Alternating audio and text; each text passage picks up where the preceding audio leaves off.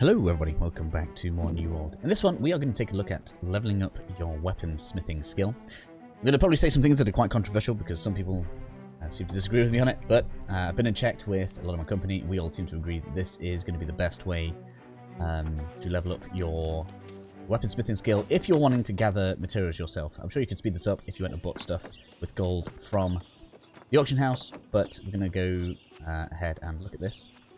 Now, I am doing this in Everfall because my favourite iron farm is over here, and this is the crux of leveling up your weaponsmithing skill. You need iron for basically any weapon that you're going to be using or trying to craft, and in fact, that's basically what we're going to be using the majority of.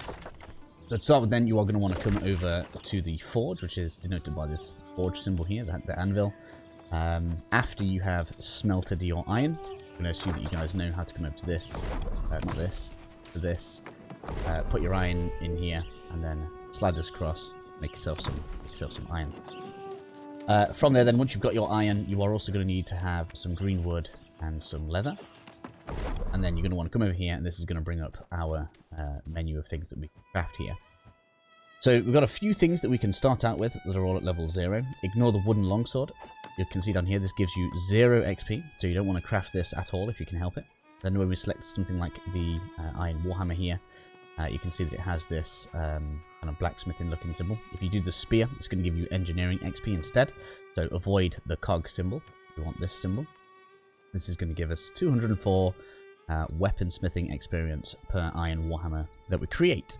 Now, of these, I recommend you create iron round shields.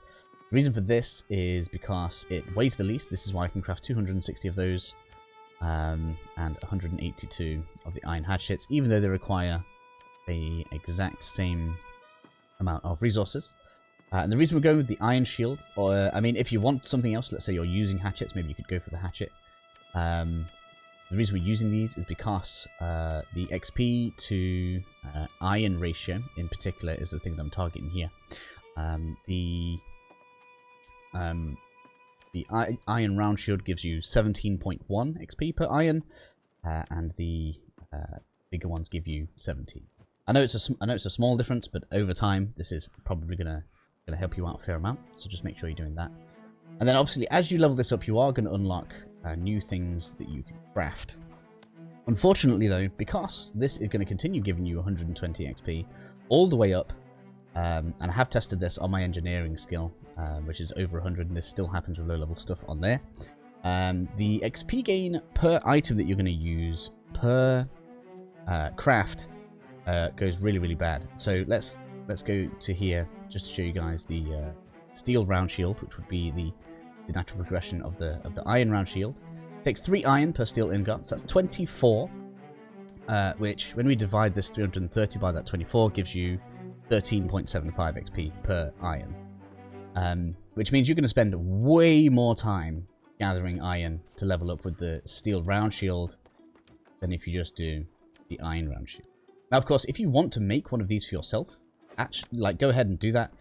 If you feel like you can sell steel round shields a little bit better, go ahead and do that for that reason. But if we are just looking at leveling up our weaponsmithing skill through crafting and gathering resources ourselves, this is going to be the best item. Now, I feel like there's an honourable mention to make here, and that is to the weak honing stone. That's because this doesn't use iron, instead it uses stone blocks, which we can use stone cutting to create, so this levels up an extra trade skill for us. And only takes a couple of these motes. Now, the reason I didn't lead with this is because I don't have a very good fire mote yet. I know that sounds a bit weird because I've got less death motes, but I feel like these are everywhere, and I haven't found a good place to farm the fire motes. So if you guys happen to have a good space for those, feel free to let me know, and I'll definitely give you a shout out if I make a video on it. This, however, has a similar problem with progression then. These are actually better for selling, so if you wanted to craft something that's actually going to make a return for you, the honing stone is going to be good because you can use them yourself, or you can sell them on the auction house. And the common ones actually look like they were selling pretty well, so these will sell for a decent amount. Now, the reason progression ends up being pretty bad here then is because each of these wisps requires 5 motes, so as you can probably see and work out already, you're going to get 18 XP per mote there, right? 2 motes, 18 XP.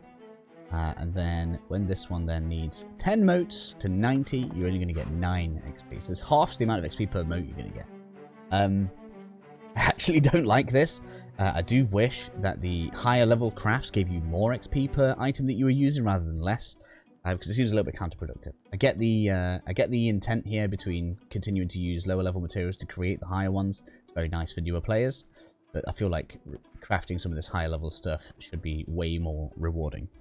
What we ultimately end up suggesting here then is use basic stuff for leveling, and then when you want to craft something good, go ahead and craft something good with the materials that you want. You probably want enough materials to make a few so that you get a good roll on it. Obviously, when you've got the materials and it comes to this, to finish off the video then, you're just going to go ahead. I'm going to make the 260 shields right now. Click on craft. This is going to start chain crafting them. I'm going to just skip to the last one.